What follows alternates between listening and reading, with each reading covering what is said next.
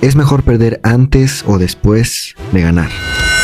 Anteriormente en este canal hemos visto muchas historias gloriosas respecto a algunas de las mayores leyendas que hay dentro de este deporte. Prácticamente todas estas historias tienen una fórmula que a mí me gusta denominar como de película. El protagonista del video o de la historia suele tener un comienzo de vida trágico o complicado que posteriormente se verá valorado como el inicio de la grandeza, como si fuera una historia lineal, de mal a bien, de comienzo a final. Pero lo cierto es que la vida real no siempre es como una película. Incluso las películas no siempre son iguales, no todas cuentan con un final específico, algunas incluso empiezan por el final. Mi objetivo con este video es que salgas con una idea propia de qué es éxito, y también de qué es el fracaso, y sobre todo, que entendamos que no es un proceso lineal, ni para uno ni para otro. Pero como en este canal somos amantes del fútbol, el día de hoy hablaremos de fracasos que tuvieron grandes leyendas, algunas antes de tocar la cima, como se nos tiene acostumbrados, pero algunas otras después de tenerlo todo, demostrándonos que la vida no es blanco y negro, y que así como se puede subir al cielo, también podemos caernos de él. El brasileño, coloquialmente conocido como El Fenómeno, resaltó desde muy joven por su capacidad regateadora en una posición donde solo se espera una definición. Con tan solo 13 años de edad, salió del fútbol sala en el cual resaltaba como estrella para adaptarse más pronto al fútbol tradicional. Esto hizo que a la ya mencionada edad firmara por su primer club juvenil, y tiempo después, en el año 1994, fue parte del conjunto brasileño que levantó su cuarta Copa del Mundo. A pesar de no haber jugado prácticamente en esta competencia, el simple hecho de ser un jugador convocado y suplente en una época donde Brasil estaba plagada de estrellas, creo que todos estamos de acuerdo en que es un gran honor. Sea como haya sido, Nazário no dejó de brillar. Todos conocemos por su traición a Luis Figo al pasarse al Real Madrid cuando jugaba para el Barcelona. Podría decirse que esto manchó y representó totalmente su carrera. Sin embargo, tenemos el caso de Ronaldo, donde no solo jugó tanto para el Real Madrid como para el Barcelona, sino que también estuvo en la rivalidad italiana al jugar para el Milan y el Inter de Milán. Sin embargo, a diferencia de lo que pasaba con Figo, en este caso en particular el foco no estaba rodeado en el morbo, sino en lo fenomenal del juego de este brasileño, y es por ahí que empezó a recibir este apodo, el de Fenómeno. Estando en uno de los mejores momentos de su carrera, sufrió muchos declives hablando de salud, entre ellos convulsiones previas a un partido importante en 1998 que paralizó un momento su carrera, además de, por supuesto, la terrible lesión que sufrió en abril del año 2000. Una de las peores lesiones que puede sufrir un futbolista, la rotura de su tendón rotuliano. No solo marcó un punto crítico en su vida personal, sino que también generó controversia enorme sobre si sería el mismo al recuperarse o incluso si es que tan siquiera llegaría a recuperarse. Ronaldo estuvo más de un año fuera de las canchas.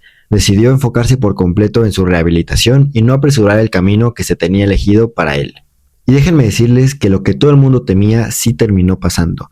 Y es que después de la lesión, Ronaldo nunca volvió a ser el mismo, pues se convirtió en una versión aún mejor de lo que él solía ser. Muchas personas se rinden incluso cuando la vida pareciera darles señales de que algo no es para ellos.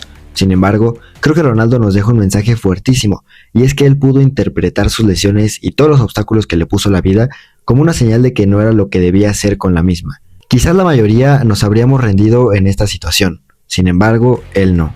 Él eligió ver estas señales como una prueba de probarse a sí mismo y al mundo lo glorioso que podría ser, y logró expresarlo de la mejor forma que sabía, jugando a la pelota.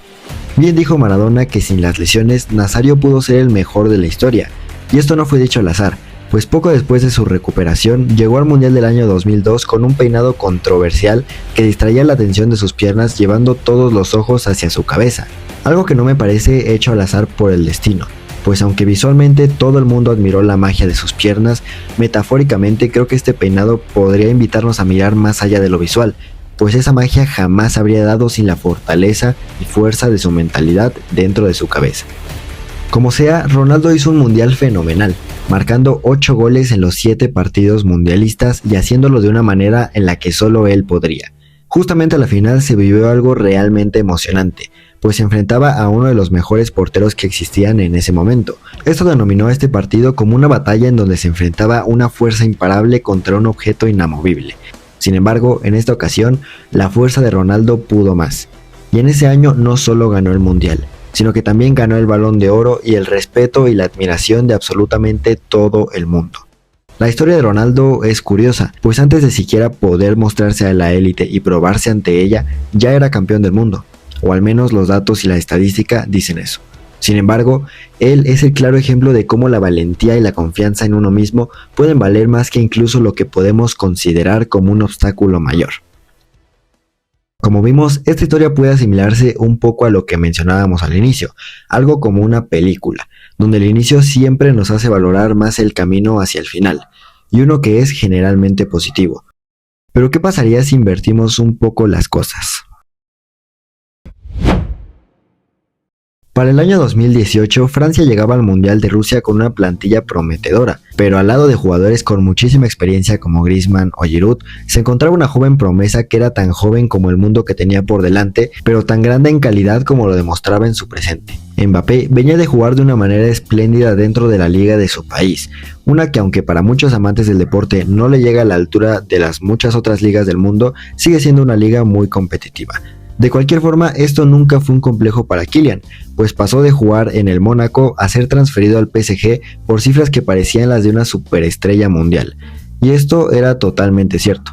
Para el año 2018, Mbappé no solo era considerado en su plantilla nacional a pesar de su juventud, sino que también tenía un rol verdaderamente importante en la competencia.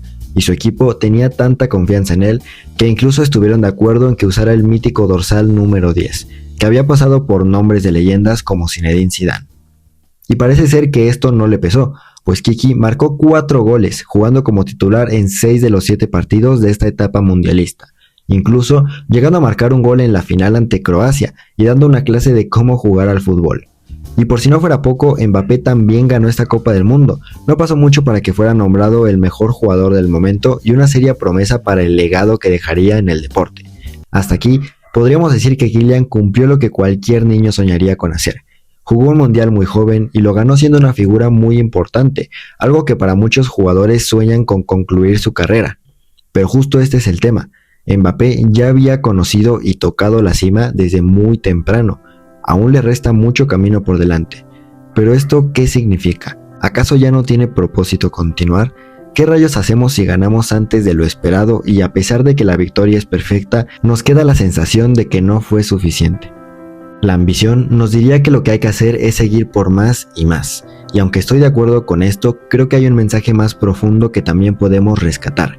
Y para explicar esto, remontémonos al año 2022, donde Mbappé demostró que no en vano era llamado por muchos el mejor jugador del mundo. Kylian llegó a Qatar muy confiado, demostrando actuaciones individuales y colectivas dignas de los vigentes campeones del mundo para entonces. Marcó un total de 8 goles en todo el torneo y sobresalientemente un triplete de ellos en la final de la competencia. Así es, Mbappé no tardó mucho en volver a llegar a la cima. El siguiente mundial, después de haber ganado uno, volvió a llegar a la final. Sumado a esto, llevaba muy buenas temporadas dentro de su club, convirtiéndose en el jugador que más veces fue seleccionado como el mejor de la liga francesa en la historia. Pero justo cuando parecía que Mbappé volvería a triunfar, siendo ahora no solo de lo más importante para el éxito, sino que siendo directamente el protagonista de la mejor remontada que podría imaginarse, Mbappé perdió. Durante el partido es poco decir que lo dio todo. Corrió, regateó e hizo lo que quiso cuando tenía la pelota en los pies. En el campo se volvió una figura intimidante para los argentinos y numerosas veces estuvo cerca de convertirse en la perdición del pueblo argentino. Sin embargo, en esta ocasión la vida parecía querer enseñarle otra cosa al francés, pues a pesar de darlo todo, a pesar de ser el mejor jugador del campo, también perdió. Su actuación fue tan increíble que fue el máximo goleador del torneo, y a pesar de haber perdido se le reconoció junto a los ganadores por la gran destreza con la que se desempeñó durante el torneo. Mbappé se vio con una cara que a muchos les pareció de frustración, y aunque es evidente que perder una final del mundo siendo el mejor de la misma puede dejar mal a cualquiera, yo veo en Mbappé algo más allá de eso.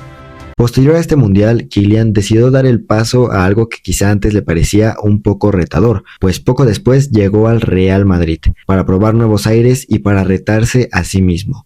Y en mi opinión, esto pasó en parte gracias a que Kylian ya había encontrado una zona de confort en la victoria, se sentía muy cómodo en el triunfo, y cuando perdió todo en Qatar, también se encontró con una parte que es importante para cualquier ser humano, se encontró con el fracaso. Las victorias siempre nos hacen sentir bien, pero les aseguro que ni siquiera 1000 victorias nos darían la misma enseñanza que una sola derrota. Mbappé se convirtió en un nuevo jugador después de Qatar. Decidió salir de su zona de confort en donde siempre ganaba ligas y rara vez no era el mejor jugador, para probarse a sí mismo en un lugar donde él sabría que sería fuertemente juzgado y que siempre tendría que competir para ganar. A donde quiero llegar con esto es que, ya sea al inicio, a la mitad o al final, fracasar es tan parte del proceso como ganar. Muchas veces no podríamos ganar sin antes fracasar, y algunas otras veces necesitamos fracasar aunque hayamos ganado ya para aprender algo. Porque ambas cosas son realmente subjetivas. Para ti, un fracaso puede ser no cumplir la rutina de ejercicio que haces todos los días por haberte enfermado, mientras que para alguien más puede ser la mayor victoria de su año el empezar por fin a hacer ejercicio. Quería dejar demostrado en palabras futboleras que la vida no siempre será como la de los demás, ni como la de las grandes estrellas, ni tiene que ser la vida de un fracaso. El éxito y las rúbricas para conseguirlo las pones tú mismo o tú misma, y deberías ser la única persona capaz de saber hasta dónde quieres llegar. A veces nos ponemos como metas algo que está establecido por la sociedad o incluso por alguien cercano a nosotros. Eso típico de cuando algún familiar logró algo significativo y por consecuencia tú mínimo debes igualarlo, aunque todos esperan que lo superes. Pues hoy quiero decirte que eso no tiene que ser así. Cada buena historia tiene sus propias especificaciones, sus propias batallas y sus propias aspiraciones. Espero que después de ver este video sientas al menos un poquito de emoción por vivir.